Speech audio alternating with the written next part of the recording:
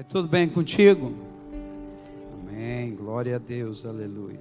Nós estamos nesse mês, de fevereiro, com esse tema Enchei-vos do Espírito, um tema bastante relevante e que tem muitos ensinamentos em cima desse tema. Hoje pela manhã o pastor Joaquim esteve ministrando, no culto das 8, às 10 o pastor Irineu, e as pessoas foram abençoadas. Estive acompanhando ali um pouquinho pela internet, minha esposa está mais ligada, eu estava preparando aqui a palavra, mas as pessoas compartilhando quanto foi abençoado no culto. Já estivemos aqui no culto das 17 e nós vamos dar continuidade a esse tema tão extraordinário.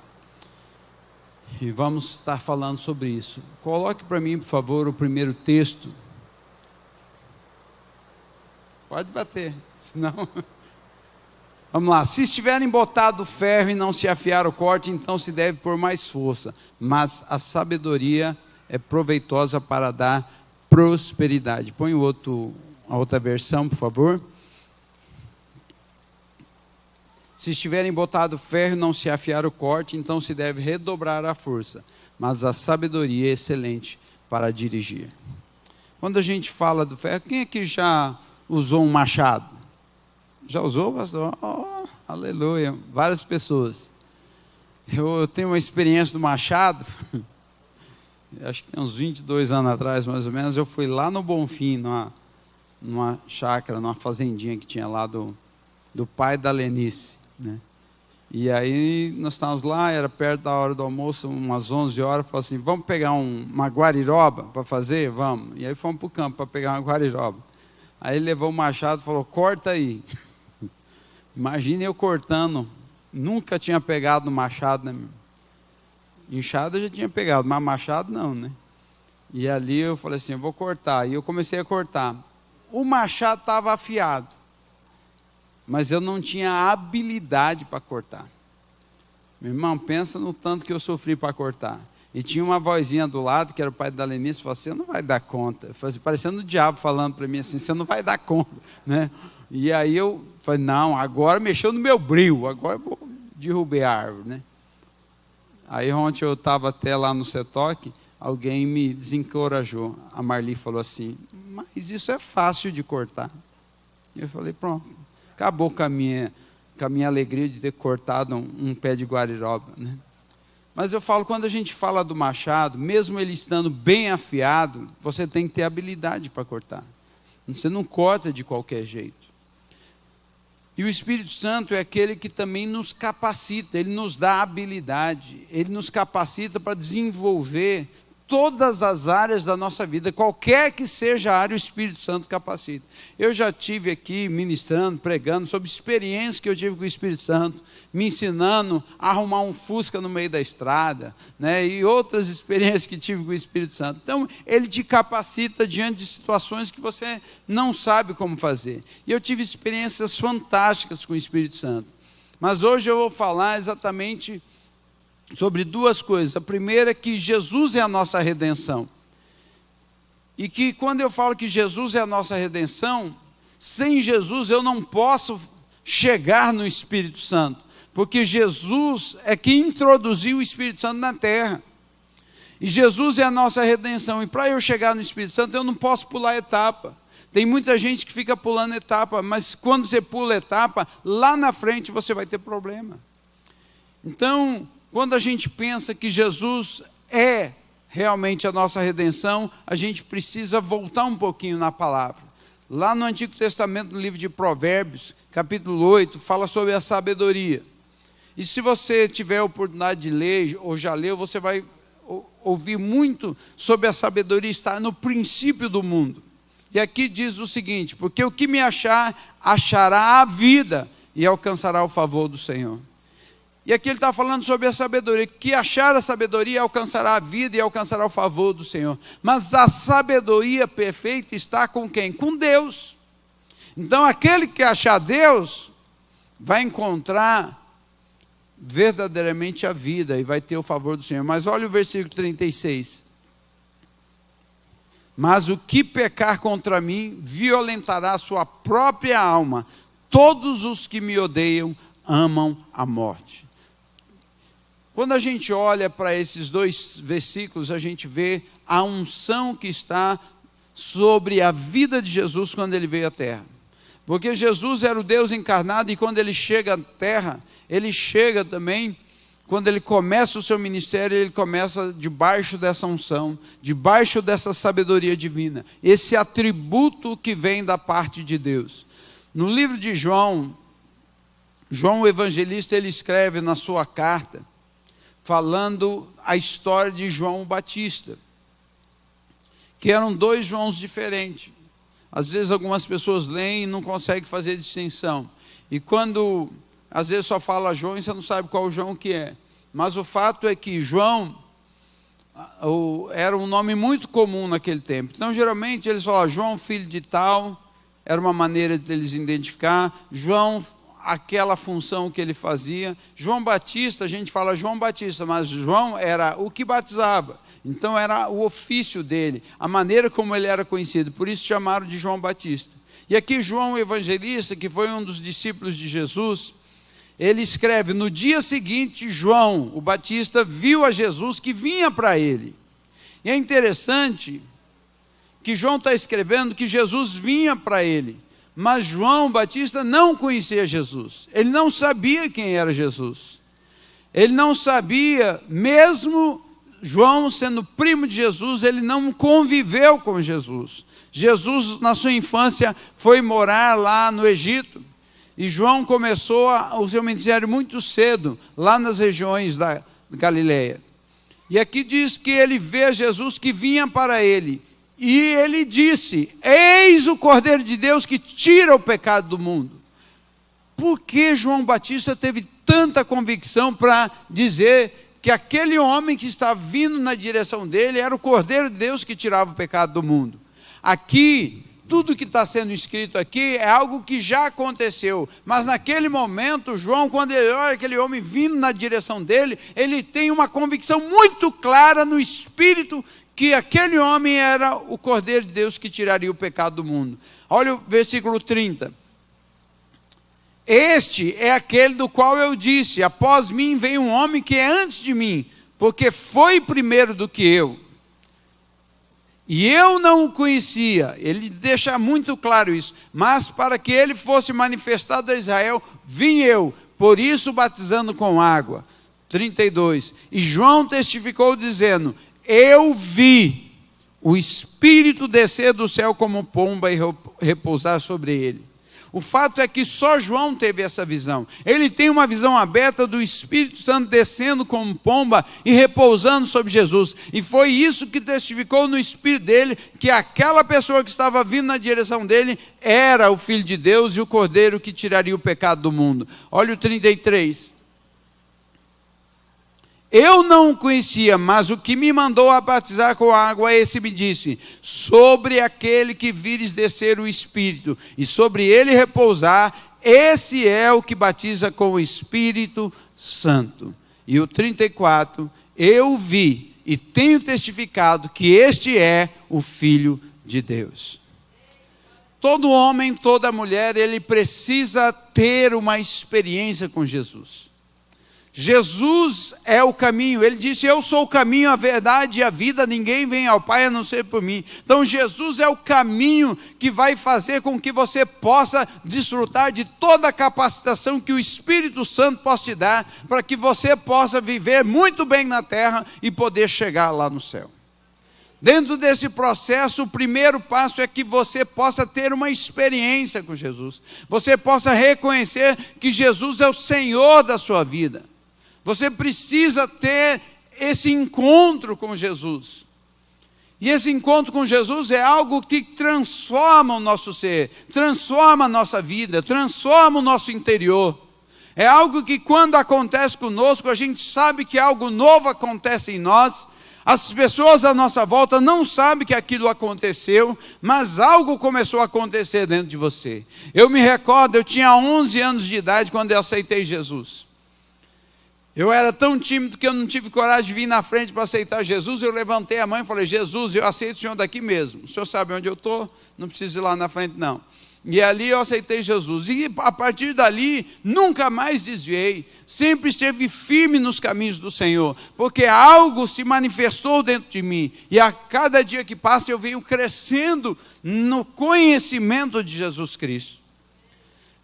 Nicodemos era um homem muito importante na sociedade. Nicodemos, então, um dia, ele percebe que está acontecendo um movimento de Israel. Jesus está fazendo muitos milagres. E as pessoas estão falando muito sobre Jesus. E ele, então, decide conhecer Jesus. E ele vai, então, de noite para conhecer Jesus. Diferente de hoje, hoje tem iluminação pública, mas naquele tempo é como se você imaginasse uma fazenda que não tem energia elétrica. Então, lá você usa lamparina, então com aquela lamparina você ia até a fazenda do outro. No caso Nicodemos, então ele decide de noite para não ser reconhecido. Acende lá a sua lamparina e vai em direção a Jesus. Mas mesmo assim acredito que ele ainda coloca um capuz, alguma coisa, para que as pessoas não o reconhecessem.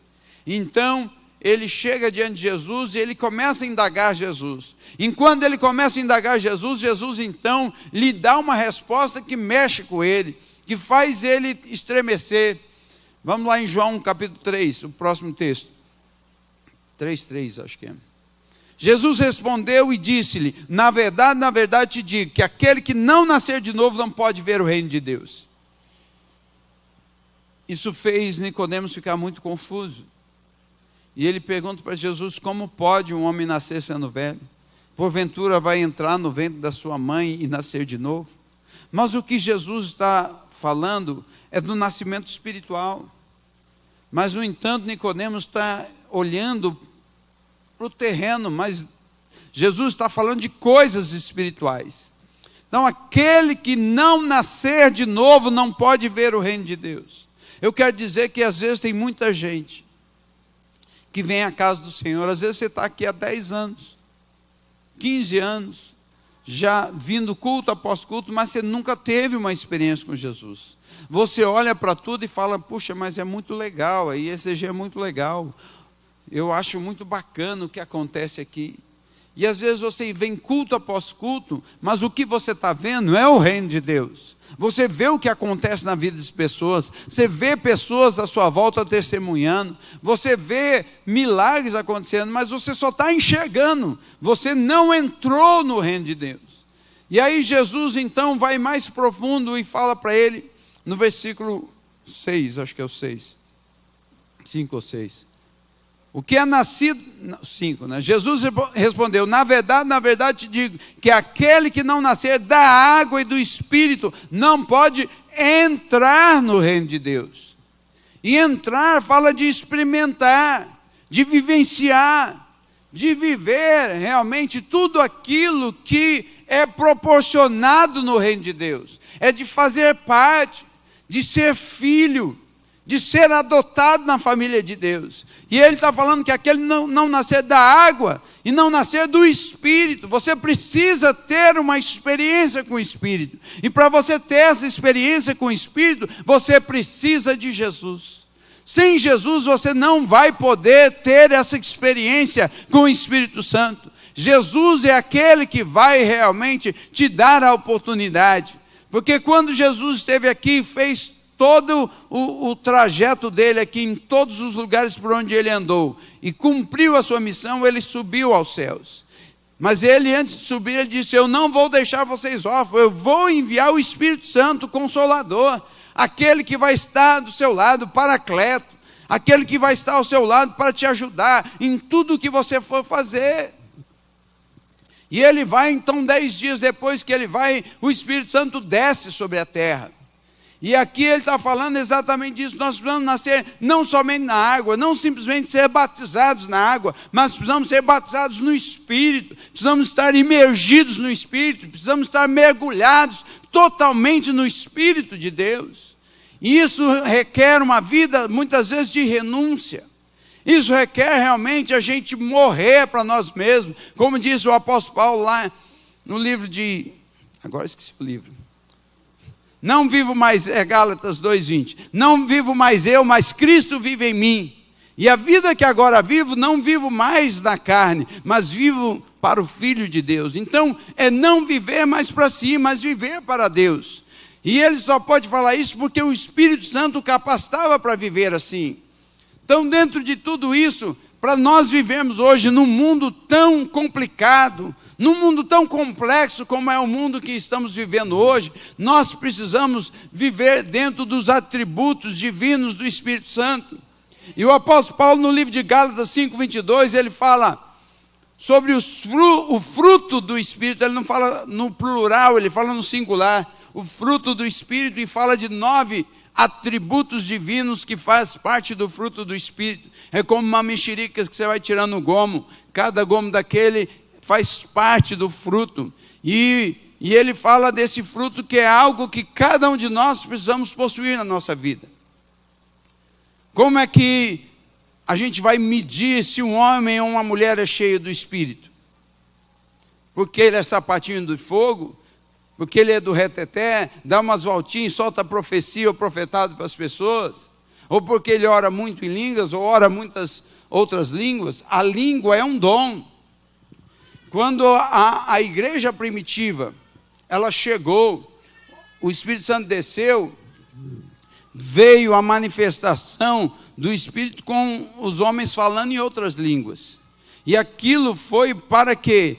Para um testemunho para os incrédulos, para um testemunho daqueles que não conheciam, porque eles começaram a falar das grandezas de Deus em outras línguas, e aquilo foi um testemunho para aqueles que não acreditavam, e eles se converteram. Mas o fato é que isso é um dom, línguas é um dom, mas o fato é que, qual é o termômetro do crente? O termômetro do crente, onde mostra que ele é cheio do Espírito Santo, está aqui em Gálatas 5:22. É quando você manifesta cada um desses atributos divinos na sua vida. Porque o Espírito Santo é assim, e cada um de nós devemos ser assim. O fruto do Espírito é amor, e vamos falar primeiro do amor. O que é amar? Quantas pessoas dizem assim, eu te amo, te amarei para sempre. Um ano depois está separando. Que amor que é esse? É o amor próprio. Ela só olha para o seu umbigo e ama a si mesmo. Não consegue morrer, porque eu falo assim, casamento é um golpe no orgulho. Você quer casar? Vai morrer para você mesmo. Não tem jeito, meu irmão. Você casou, você vai viver para o outro. E vice-versa. Então, meu irmão, aí no casamento o negócio é mais estreito. Né, pastor Dudu? Então, muitas pessoas ficam, eu te amo, mas o amor verdadeiro, ele está embutido dentro desse amor uma palavra chamada perdão. Tem muito crente que não gosta de saber de perdão, mas não tem como você amar sem você não expressar o perdão. A maior prova de amor de Jesus foi quando ele foi para a cruz, e antes dele morrer ele falou, Pai, perdoa-lhes, porque eles não sabem o que fazem. Então, o fato dele ir para a cruz já foi uma grande demonstração, mas ele simplesmente expressar, Pai, perdoa-lhes, é a maior expressão de perdão, de amor de Jesus, perdoando todos aqueles que estavam lhe ferindo, perdoando todos aqueles que estavam querendo o pior para ele. Jesus, na sua vida terrena, ele nos ensinou a amar os inimigos. Se Jesus mandou a gente amar os inimigos, que dirá o sogro, a sogra, o cunhado, a cunhada. Às vezes não é fácil. Eu falo, quando você casa, você casou com a família. A família vem no pacote. Quer você queira, quer você não queira. A família vai dar pitaco na sua vida. E aí onde você precisa realmente exercer o amor. E onde a gente mais exerce o amor é em casa. É com os próximos, com os familiares, com aqueles que estão nos rodeando. Porque é onde mais somos feridos. É na intimidade que muitas vezes somos feridos. E é ali que a gente precisa exercer o perdão constante. Por que os casamentos estão se dissolvendo? Porque as pessoas não conseguem exercer o amor e o perdão. Segunda coisa que ele fala do gozo ou da alegria. E eu gosto muito de um versículo de Paulo que ele fala, aprendi. Eu gosto quando ele fala, aprendi. Quer dizer, foi uma caminhada até que ele aprendesse, porque Paulo era um cara colérico, extremamente colérico, que ele fala, aprendi a estar contente em toda e qualquer situação. Isso quer dizer, na tristeza ou na alegria. Tudo está indo bem, tudo está indo mal. Ele aprendeu a estar contente. Ele aprendeu a desfrutar do gozo, da alegria. Por quê? Porque o Espírito Santo é que capacita a gente. Tem pessoas que, infelizmente, elas são amargas. Se dizem cristãs, mas são amargas. Tem uma amargura dentro de si o tempo todo. Às vezes são rabugentas. Cri-cri, implica com tudo e com todos. Deixe o amor de Deus se manifestar e aprenda a desfrutar da alegria. A Bíblia diz que na presença de Deus até a tristeza salta de alegria.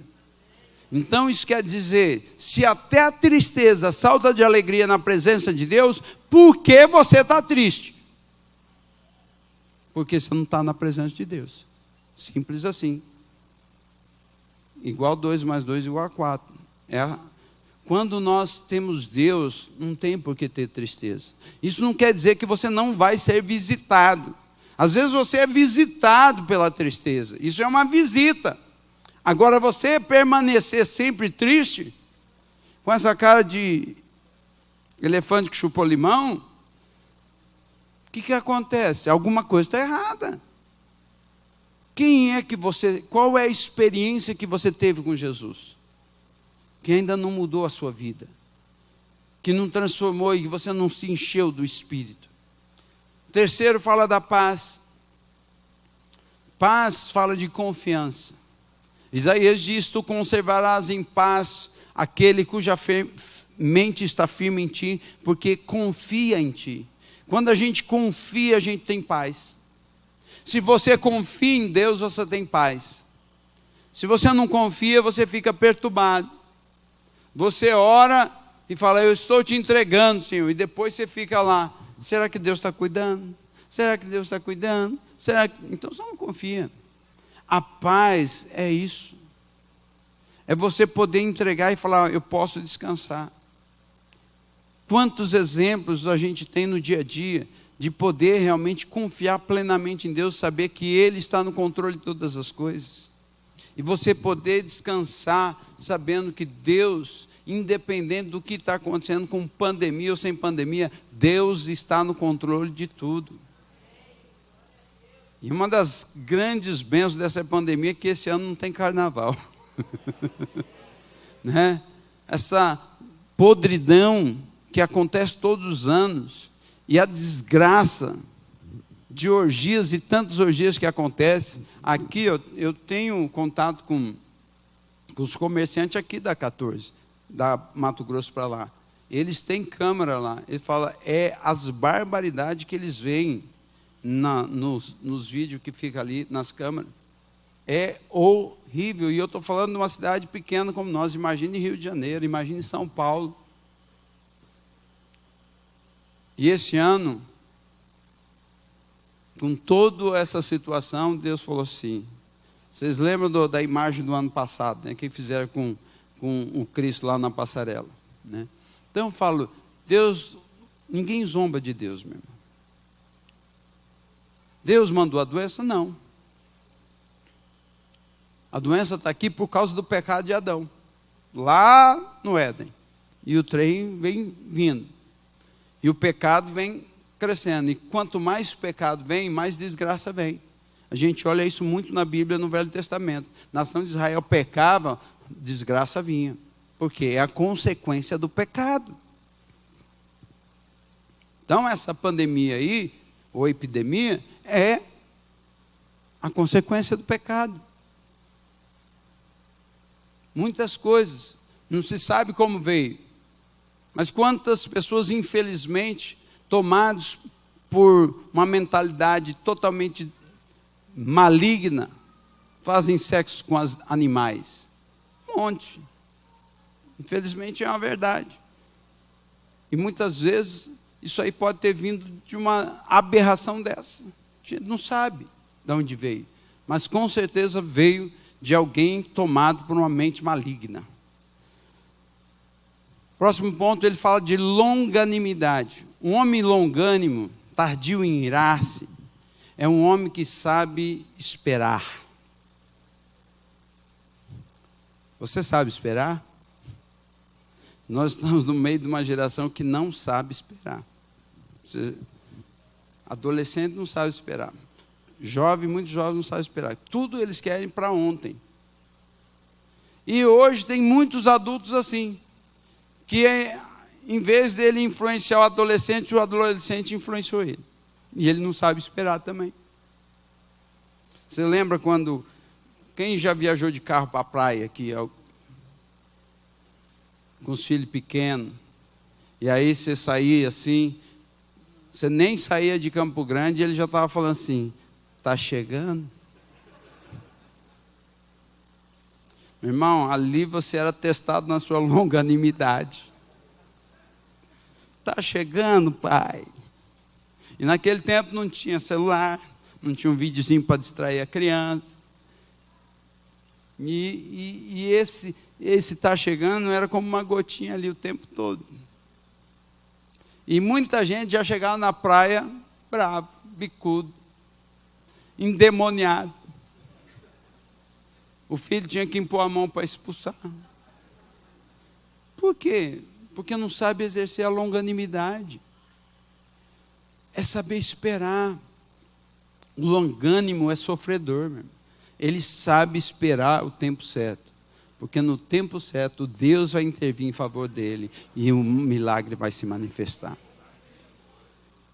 Benignidade, um homem que é benigno, que tem um caráter, isso fala um homem que tem um caráter íntegro, reto, que deseja, que tem um coração inclinado para o bem.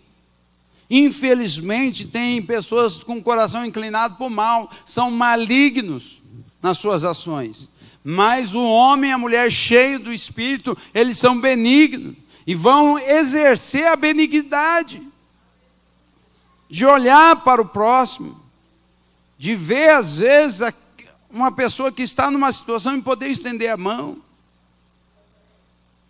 A gente tem visto isso acontecer muito nas células, pessoas exercendo a benignidade, mas isso não pode acontecer só com aqui, tem que acontecer com qualquer um. E nós aprendemos a vivenciar essas verdades. Depois ele fala sobre a bondade. E a bondade é algo fantástico, porque você vai ler, se você pesquisar a palavra bondade na Bíblia, você vai ver que na sua grande maioria está falando sobre Deus, porque é um atributo divino. E essa bondade de Deus, quando o jovem rico chegou diante de Jesus e falou assim, bom mestre, e Jesus disse, por que me chamas de bom? Bom só há um que é Deus. Então, em Deus está toda a bondade, e para nós vivemos uma vida cheia da bondade, só sendo cheio do Espírito. Só assim nós vamos realmente exercer a bondade. Quando você vê uma pessoa que está prosperando, chegou ontem na igreja e está prosperando, como que você exerce a sua bondade? Deve estar roubando, deve estar traficando, deve estar fazendo isso para estar prosperando desse jeito. Isso mostra o quê? A malignidade do coração, que o seu coração é mau, não é bom. Você não consegue ver a bondade nas pessoas. Sempre quando você olha para a pessoa de uma forma negativa. Só o Espírito Santo, só quando a gente é cheio do Espírito que a gente consegue encontrar bondade nas pessoas. e ver que, mas isso parte do nosso coração, de estarmos realmente cheios do Espírito, onde o nosso espírito ele é dominado pela nossa alma, pela nossa carne. Fé. Quando a gente fala de fé, fé fala de atitude. A gente, lá em Hebreus 11:6, diz que a fé é o firme fundamento das coisas que nós esperamos e a prova das coisas que nós não vemos. Então, fé é algo que você não vê, mas você age sabendo que aquilo vai acontecer. E você só consegue agir dessa forma se você for cheio do Espírito.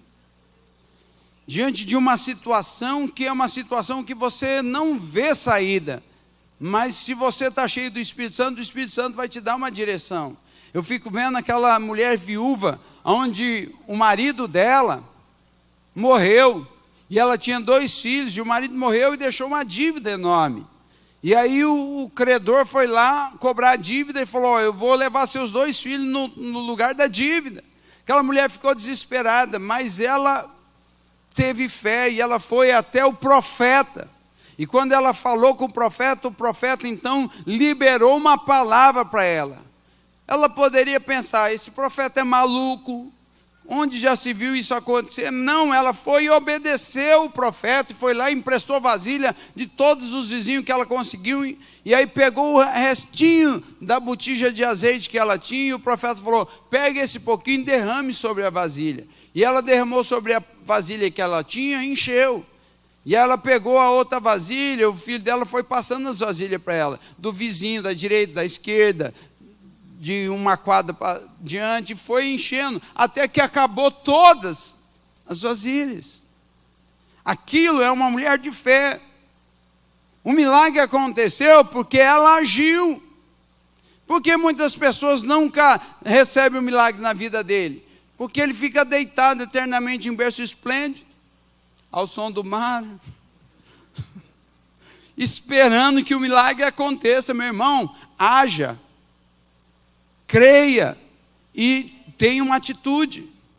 Mansidão.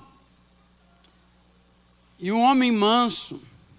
A Bíblia diz que Moisés era o homem mais manso da face da terra. Imagine um homem daquele, com 600 mil homens, fora mulheres e crianças, que calcula-se que eram uns 3 milhões de pessoas naquele tempo.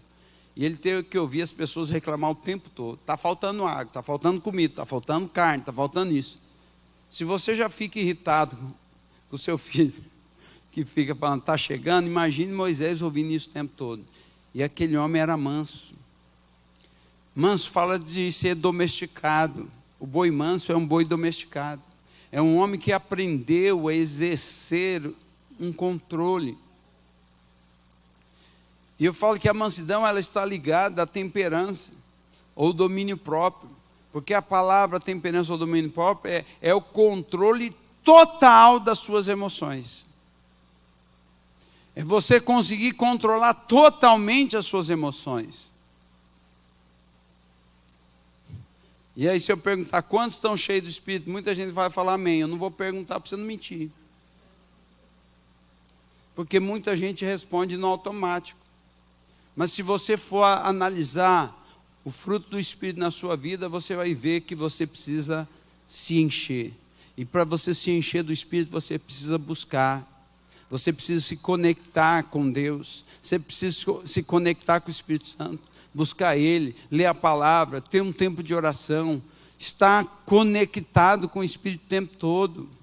E Ele vai começar a falar com você, vai dar direção. E as coisas vão acontecer. Você não vai se deslumbrar com as coisas, porque você sabe que você está aqui na terra por um propósito.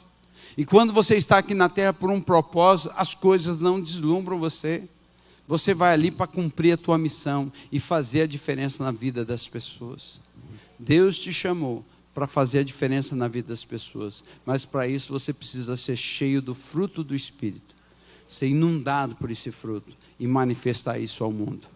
E assim nós teremos uma Campo Grande melhor, um Mato Grosso do Sul melhor e um Brasil cada dia melhor. Se você realmente praticar essa palavra na sua vida. Vamos nos colocar em pé.